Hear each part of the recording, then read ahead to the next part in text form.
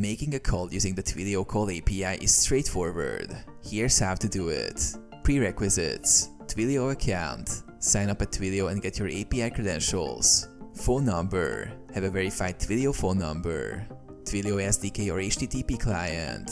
Use programming tools like Twilio's SDKs or an HTTP client like Postman.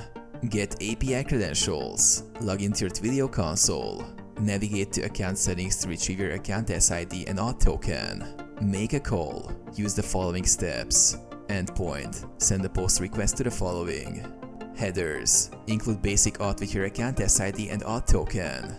Parameters: from your Twilio phone number to the recipient's phone number.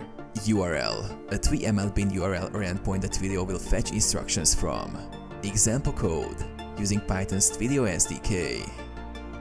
Test and debug: monitor the call status in your Twilio console under logs. Ensure the URL provides valid 3ML instructions.